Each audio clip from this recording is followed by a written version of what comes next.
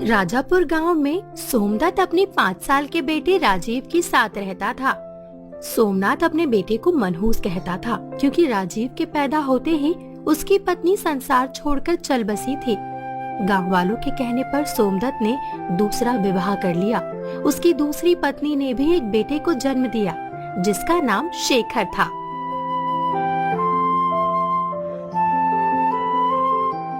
शेखर बेटा, शेखर देखो मैं तुम्हारे लिए बाजार से क्या लाया हूँ। जल्दी जाओ बेटा, तुम्हारे बाबा तुम्हारे लिए बाजार से मिठाइयाँ लेकर आए हैं।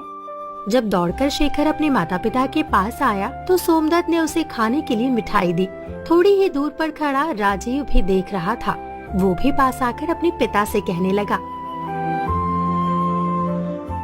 बाबा मुझे भी मिठाई दीजिए ना, मैं भी खाऊंगा। मैं भी खाऊंगा, सारा दिन बस खाता ही तो रहता है, कोई काम धंधा तो करता नहीं। ये मिठाई केवल शेखर के लिए है। दे दे सुधा, नहीं तो मेरी खुशियों की तरह ये मिठाई को भी नजर लगा देगा। ये ले जा, लेकिन दोबारा मांगने मत आ जाना। राजीव रोते हुए वहाँ से चला गया। पेट की भूख ऐसी ही होती है, चाहे जितना ही दुत्कारो, दुत्कार से पेट नहीं भरता। धीरे धीरे ऐसे ही समय बीत गया। अब दोनों लड़के जवान हो गए थे। एक दिन निराश राजीव एक पेड़ के नीचे बैठा था। तभी गांव का एक व्यक्ति नंदन आ गया। अरे भाई राजीव, इतना शांत क्यों बैठे हो? आज फिर से इस पेड़ के नीचे बैठ गए? क्या घर पर कोई झगड़ा हो गया है? क्या बताऊं भाई, तुम तो जानते ही हो। अब इसमें मेरी क्या गलती है कि मुझे जन्म देते ही मेरी माँ चल बसी और मेरी दूसरी माँ सुधा मुझे जरा भी प्यार नहीं करती। हाँ भाई राजीव, मैं जानता हूँ कि तुम्हारे पिता सिर्फ शेखर को ही शौक से पाल रहे हैं। तुम्हें तो उन्होंने मजबूरी में अपने घर में शरण दे रखी है।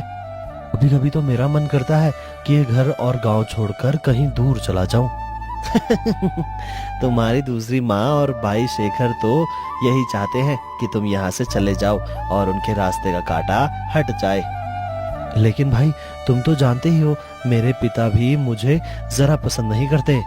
तुम्हारे पिता की आंखों पर तो अंधविश्वास की पट्टी बंधी हुई है और उनको तुम्हारी माँ ने सख्त कर रखा है। तुम्हारे पास अच्छाई करने का मूल मंत्र है। तुम चिंता मत करो, एक ना एक दिन वो जरूर सफल होगा। पीड़ा में मित्र की सहानुभूति ही बड़े से बड़े दर्द पर मरहम का काम करती है। नंदन से बात करके राजीव का मन हल्का हुआ तो वो घर की ओर लौटने लगा। तभी रास्ते में उसे एक साधु बैठे दिखाई दिए। वे साधु बहुत दुखी मालूम पड़ते थे। उनकी आंखों से आंसू बह रहे थे। क्या हुआ साधु महाराज, आपको कोई तकलीफ है? आपके चेहरे पर दर्द साफ दिखाई दे रहा है। बेटा, आज तक मैंने किसी से भिक्षा नहीं मांगी। जिसने अपनी इच्छा से जो दे दिया वही खाकर पेट भर लिया। कभी ईश्वर से शिकायत नहीं की, किंतु आज एक जहरीले बिच्छू के डंक मारने से मेरा पैर पूरी तरह से सुन्न हो गया है और रक्त भी निकल रहा है। मेरे लिए ये पीड़ा सहना असहाय हो रहा है। आप चिंता मत कीजिए साधु महाराज, चलिए मैं आपको वैद्य जी के पास लेकर चलता हूँ। नहीं बेटा, बस मुझे एक लोटा जल पिला दो, वरना इस दर्द से नहीं मैं प्यास से मर जाऊंगा। लेकिन यहाँ आसपास कोई तालाब नहीं है, तुम्हें जल लाने काफी दूर जाना होगा। कोई बात नहीं, आप चिंता मत कीजिए, मैं जल्दी ही जल लेकर लौटूंगा।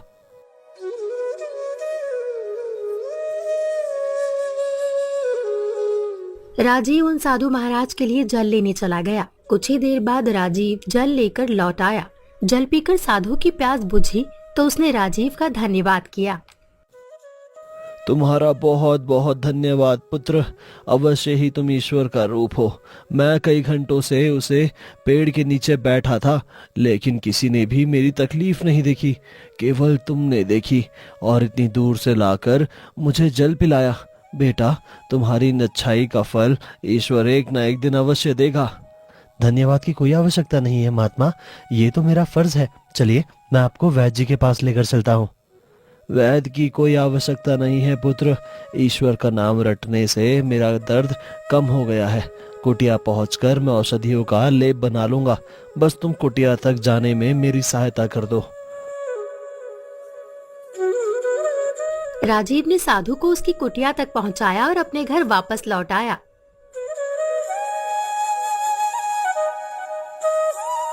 अरे निकम्मे निठल्ले, कहाँ था तू? बस सारा दिन आवारागर्दी करता रहता है। कुछ मेरे बेटे शेखर से सीख, जो अपने पिता के काम में हाथ बटाता है। दिन रात हल चलाता है मेरा बेटा। वो हल इसीलिए चलता है क्योंकि बाबा उसे हल चलाने की इजाजत देते हैं, लेकिन बाबा मुझे खेतों में देखना भी पसंद नहीं करते। मुझे वहाँ देखते ही गुस्सा होकर मुझे भगा देते हैं। हाँ हाँ जानती हूँ, क्योंकि तूने पैदा होते ही अपनी माँ को खा लिया था, इसलिए जब भी वे तुझे देखते हैं उनका पुराना दर्द उन्हें याद आ जाता है। बस करो माँ, अब मैं इससे आगे मैं और कुछ नहीं सुनना चाहता। मैं तेरी कोई मावा नहीं हूँ, मैं सिर्फ अपने बेटे शेखर की माँ हूँ, समझे? मैं जा रहा हूँ बाबा के पास। आज तो उनसे अपनी नफरत का कारण पूछ कर ही रहूंगा।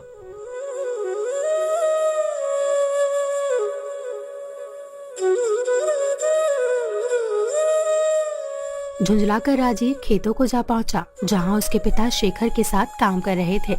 खेतों से थोड़ी दूरी पर साधु महाराज गुजर रहे थे। उन्होंने राजीव को वहां देखा तो वे उनकी बातें सुनने लगे। बाबा, आज आपको बताना ही होगा, आखिर मेरी गलती क्या है जो आप शेखर की तरह मुझे प्यार नहीं करते? आप इसकी तरह मुझे खेतों में काम करने क्यों नहीं देते? तुम्हारी परवरिश करना मेरी मजबूरी थी। तुमने तो पैदा होते ही मेरी पत्नी को मुझसे छीन लिया था। मैं तुम जैसे मनहूस को अपने मुंह नहीं लगाना चाहता। तुम जाओ यहाँ से। जिसको तुम मनहूस बता रहे हो वो तो बहुत किस्मत वाला है। किस्मत वाला? और ये तो हो ही नहीं सकता। ये तो तुम्हें आगे चलकर पता चल ही जाएगा। आप ये कैसी बातें कर रहे हैं साधु बाबा? किस्मत वाला और ये जो पैदा होते ही अपनी माँ को खा गया और अपने बाप पर बोझ बना बैठा है, वो किस्मत वाला कैसे हो सकता है? अपने लिए अपने पिता व भाई से ऐसे कटु वचन सुनकर राजीव की आंखों से आंसू बहने लगे। राजीव को समझाते हुए साधु ने कहा, तुम चिंता मत करो बेटा। जो लोग आज तुम्हारा मजाक उड़ा रहे हैं वही लोग भविष्य में तुम्हारी प्रशंसा के कुलवंत होंगे। बस तुम किसी भी कीमत पर हिम्मत मत हारना। समय अपनी रफ्तार से चला। कुछ दिन बाद एक सैनिक गांव में आकर सभी लोगों को इकट्ठा करके बोला, सुनो सुनो, महाराज ने अपनी बेटी का स्वयंवर रखा है और उस स्वयंवर में कोई राजा महाराजा नहीं बल्कि आम नागरिक हिस्सा लेंगे। क्या सचमुच? तो हम भी उसे स्वयंवर में हिस्सा ले सकते हैं क्या? अवश्य, महाराज का आदेश है कि इस स्वयंवर में कोई भी हिस्सा ले सकता है। लेकिन राजकुमारी से विवाह करने के लिए क्या करना होगा? अपनी अपनी कला से जो राजकुमारी व महाराज का दिल जीत लेगा, महाराज उससे ही राजकुमारी का विवाह करवा देंगे। सारे नगर में खुशी की लहर दौड़ गई। सुधा भी अपने बेटे शेखर से कहने लगी, बेटा शेखर, तुम दिन भर खेतों में मेहनत करते हो, हल चलाते हो और दिखने में भी सुंदर हो। मुझे पूरा भरोसा है तुम अपनी कला से राजकुमारी का दिल अवश्य जीत लोगे। हाँ माँ, अगर मेरा विवाह राजकुमारी से हो गया तो हम माला माल हो जाएंगे। हाँ, फिर तो हमारे दिन अच्छे से कटेंगे। लेकिन तुम्हें बहुत मेहनत करनी होगी बेटा। गांव का कोई और व्यक्ति ये प्रतियोगिता जीत ना सके। वे तीनों ये बातें कर ही रहे थे कि तब तक सुधा की नजर राजीव पर पड़ी तो वो तुनक कर बोली, अरे अरे तुम कहाँ बाबू बनकर चले? मैं भी राजकुमारी के स्वयंवर में हिस्सा लेने जा रहा हूँ। नहीं, तुम वहाँ नहीं जा सकते। लेकिन क्यों बाबा, मैं वहाँ क्यों नहीं जा सकता? क्योंकि मैं नहीं चाहती कि तुम वहाँ जाओ और तुम उस स्वयंवर में हिस्सा लो। अगर आप मुझे अपना बेटा मानकर ये आदेश देती तो मैं जरूर मानता, लेकिन आप खुद को मेरी माँ नहीं मानती, इसीलिए आपको मुझे आदेश देने का कोई हक नहीं। लेकिन मेरा हक तो है ना। ये मेरा आदेश है कि तुम उस स्वयंवर में हिस्सा नहीं लोगे। उस स्वयंवर में केवल मेरा बेटा शिखर ही हिस्सा लेगा और राजकुमारी का पति बनेगा। ठीक है बाबा, अगर आपने इतने हक से मुझे कुछ कहा है तो मैं अवश्य मानूंगा। ठीक है, मैं स्वयंवर में नहीं जाऊंगा। राजीव निराश हो गया था, लेकिन बिना जताए वो यूं ही घर से बाहर चला गया। शेखर तैयार होकर स्वयंवर में हिस्सा लेने के लिए अन्य गांव वासियों के साथ महल जा पहुंचा। सचमुच वहां पर कोई राजा महाराजा या राजकुमार स्वयंवर के लिए उपस्थित नहीं थे। मुझे विश्वास नहीं हो रहा कि हमारे राज्य में इतने वीर साहसी नौजवान हैं। लेकिन क्या तुम लोग जानते हो कि मैंने तुम्हें यहाँ क्यों बुलाया है? हाँ महाराज, हमें मालूम है कि आपने राजकुमारी के स्वयंवर में हिस्सा लेने के लिए हम सबको यहाँ बुलाया है। मैंने यहाँ कोई स्वयंवर का योजना नहीं बनाई है, बल्कि मैं तो ये देखना चाहता था मेरे राज्य में ऐसे कितने नागरिक हैं जो मेरी राजगद्दी हड़पना चाहते हैं। इसीलिए मैंने स्वयंवर का नाटक रचा। सभी नागरिकों के हाव भाव बदल गए थे। डर साफ झलक रहा था। महाराज ने कड़क स्वर में अपने सैनिकों को आदेश दिया। सैनिकों, देख क्या रहे हो? इन सभी को बंदी बनाकर कारागार में डाल दो। 1 सप्ताह बाद इन सबको फांसी दे दी जाएगी। सैनिकों ने सभी गांव वासियों को बंदी बनाकर कारागार में डाल दिया। कुछ ही समय बाद ये खबर पूरे नगर में फैल गई। सुधा भी फूट फूट कर रोने लगी। हाय रे हाय रे मेरी बूटी किस्मत जो मैंने अपने बेटे को स्वयंवर में जाने के लिए कहा। मुझे क्या पता था उस पापी राजा के दिमाग में क्या चल रहा है। भगवान, कोई तो मेरे बेटे को लेकर आओ। भाग्यवान, हम कुछ नहीं कर सकते। हमारी तुम्हारी इतनी हिम्मत कहाँ कि राजा से इस बारे में बात भी कर सके। कहीं वो हमें भी उठाकर कारागार में न डाल दे और हम अपने बेटे के साथ मारे जाए। बाबा, आप दिल छोटा ना करें। अन्याय के सामने झुकना पाप है। उस राजा का कोई हक नहीं कि वो प्रजा के साथ अन्याय करे। बेशक शेखर मेरा सौतेला भाई है, लेकिन मैं हमेशा उसे अपना छोटा भाई समझता हूँ। मैं शेखर को सही सलामत घर अवश्य लेकर आऊंगा। बेटा, मुझे माफ कर दो। मैंने तुम्हें अपमानित करने का कोई मौका नहीं छोड़ा और आज तुम मुझे दिलासा देकर मेरे बेटे को लाने की बात कर रहे हो। तुम चिंता मत करो माँ, मैं अभी महल जाता हूँ और अपने भाई को छुड़वाकर अवश्य लेकर आऊंगा। राजीव अपने घर से निकलकर महल पहुँच गया। राजीव के हट को देखते हुए उसे महाराज से मिलवा दिया गया। महाराज की जय हो। महाराज, आपके द्वारा किया गया अन्याय प्रजा बर्दाश्त नहीं करेगी। अन्याय? कैसा अन्याय? मैंने कोई अन्याय नहीं किया। जिस प्रकार आपने झूठ का सहारा लेकर ग्रामवासियों को बंदी बना लिया है, वो एक राजा को शोभा नहीं देता। एक राजा के रूप में आपके ऊपर प्रजा की भलाई और उनकी रक्षा की जिम्मेदारी है, लेकिन आपने बिल्कुल उल्टा काम किया है। वे सभी नौजवान मेरी राजगद्दी के लालच में और मेरी बेटी से विवाह के लालच की इच्छा से यहाँ आए थे, लेकिन तुम ऐसे नौजवान हो जो किसी लालच में नहीं बल्कि उन सब की जान बचाने के इरादे से आए हो। इसका मतलब तुम्हारा दिल में दूसरों के लिए प्रेम और दया है। मुझे ऐसे ही किसी नौजवान की तलाश थी। महाराज, आप कहना क्या चाहते हैं? मुझे कुछ भी समझ में नहीं आया। आओ नौजवान, मैं तुम्हें कुछ दिखाना चाहता हूँ। राजा राजीव को अपने साथ बुलाकर एक कमरे में ले गए। वहाँ पर एक लड़की बैठी हुई थी जो किसी रोग से ग्रसित थी। जानते हो ये क्या है? नहीं महाराज, मैं नहीं जानता। ये कौन है? ये मेरी बेटी वसुंधरा है। तुम यही सोच रहे होगे ना कि मेरी बेटी इतनी बदसूरत रोगग्रस्त क्यों है। मेरी बेटी पहले से ही ऐसी नहीं थी। तो महाराज, ऐसा क्या हो गया जो ये इस प्रकार से रोगग्रस्त हो गई? वसुंधरा सैनिकों व सखियों के साथ जंगल में फूल तोड़ने गई थी। वहाँ एक तांत्रिक भी था जिसने वसुंधरा से विवाह का प्रस्ताव रखा। वसुंधरा के इनकार कर देने पर उसने अपनी तंत्र विद्या से वसुंधरा को इस प्रकार बदसूरत और रोगग्रस्त कर दिया।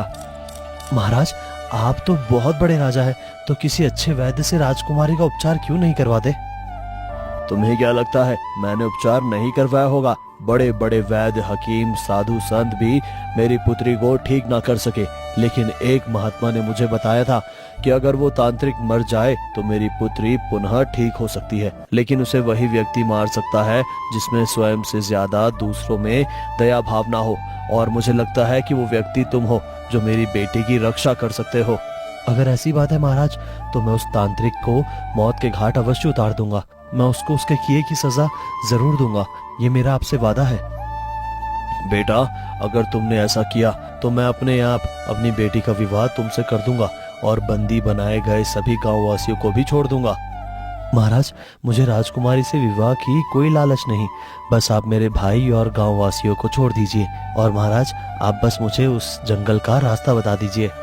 महाराज से जंगल में तांत्रिक का ठिकाना पूछकर राजीव चल पड़ा। रास्ते में उसे वही साधु मिल गए जिनकी उसने सहायता की थी। साधु महाराज, मुझे आशीर्वाद दीजिए ताकि मैं उस दुष्ट तांत्रिक को मौत के घाट उतार सकूं। राजकुमारी तब ठीक हो जाएंगी। तुम बहुत नेक कार्य करने जा रहे हो पुत्र। वो तांत्रिक मात्र राजकुमारी का ही दोषी नहीं, बल्कि उसने कई और भी घर उजाड़े हैं। लेकिन उस तांत्रिक को मारना इतना आसान नहीं है। तुम्हें उसे मारने के लिए उसकी तलवार से उसी पर वार करना होगा। उस तलवार को उसके द्वारा बनाए गए तंत्र जाल पर तोड़नी होगी। उस तलवार में उस तांत्रिक की जान बसती है, तभी उसकी मृत्यु होगी। राजीव साधु का आशीर्वाद लेकर आगे बढ़ा। वो तांत्रिक के पास पहुंचा तो तांत्रिक अपने तंत्र शक्तियों का प्रयोग आंख बंद कर रहा था। राजीव ने झट से उस तलवार को हाथ में उठा लिया। ये मेरी तलवार है, इसे मुझे दे दो, नहीं तो मैं तुझे मार डालूंगा। तुम मुझे नहीं मार सकते, मुझे पता है तुम्हारी जान इस तलवार में बसती है। इसे कैसे मालूम? मैंने अपनी जान इस तलवार में छुपाई है, मुझे इससे ही तलवार लेनी होगी। सुनो युवक, तुम ये तलवार मुझे दे दो, इसके बदले मैं तुम्हें बहुत सारा धन दूंगा। तुम्हें जीवन भर कोई परेशानी नहीं होगी। इस तलवार को तो मैं तुम्हें किसी हालत में नहीं दूंगा। तुमने बहुत से पाप किए हैं और आज तुम्हारे पाप का घड़ा भर गया है। मैं यहाँ तुम्हारी मृत्यु करने आया हूँ।